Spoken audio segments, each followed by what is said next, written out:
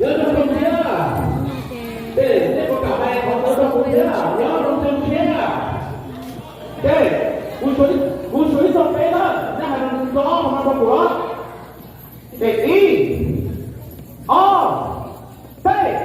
Nhớ trong sông chia. Vậy nó đọc như thế nào? Vô ý lực đến đó rồi. Để đi. Đây. Yeah, nó vui rồi. Để cho xem con đã học chỉ là để có một cái gì nhá. Vừa đến thì họ đã cũng có nó. Ôi trời ơi, là xong đấy. Nó có quả lúc trước nó có chơi ngủ con. Ôi trời thì nó thế trong xe này đã có bỏ không lên cho tù. Đấy, lúc nào thì lên mua, đó mua tung nào. Và nó không có chơi chế nó có thôi nhắn á. Đấy mua phải cũng có lắm đấy cũng đây. Đã một thế kể. Thế mà theo bây giờ, thế là cái nó này nhá. Thế mà tôi nghĩ là ở đó món là được rồi. Cho nên là bạn sẽ lời. Thì chúng ta là rồi bây giờ ngay luôn còn một kia đó ôi không giờ thì đã tháo chơi thì cũng thế cứ hiện mưa là tổng này và họ tới đầu các con bây giờ thì các bạn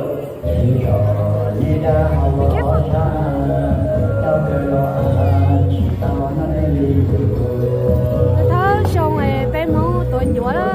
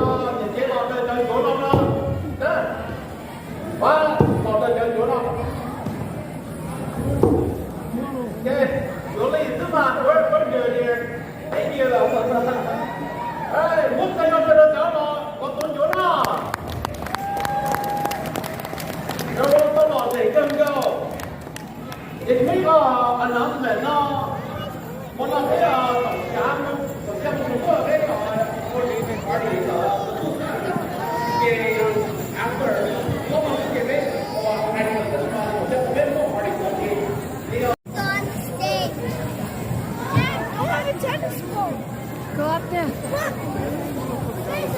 You can go ahead. What the hell I do? You have to pack it to your. If you have a tennis ball, come to the all parts of here.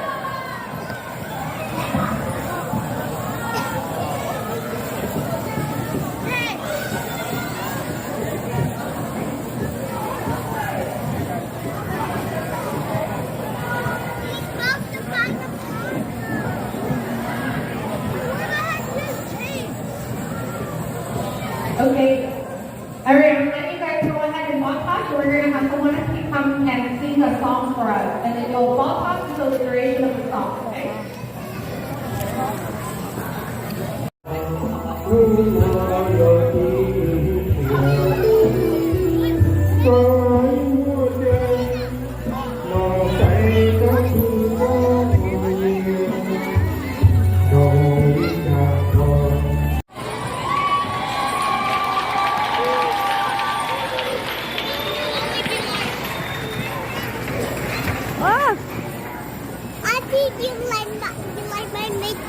Yeah, it's so pretty. nó chị giờ mình để chế nó là set up cho giống mỏ nó chị giờ cho chơi nó mỏ là chị nó giờ là trong mỏ nó đó ví dụ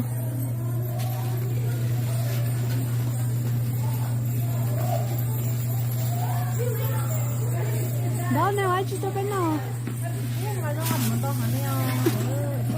tôi nó là tôi nhớ sau với mình số đó thì tôi nó mở đâu xin nó nào bé trong chưa bé trong nó chỉ bé nó mở đâu xin cũng chờ thấy coi giờ có gì kia à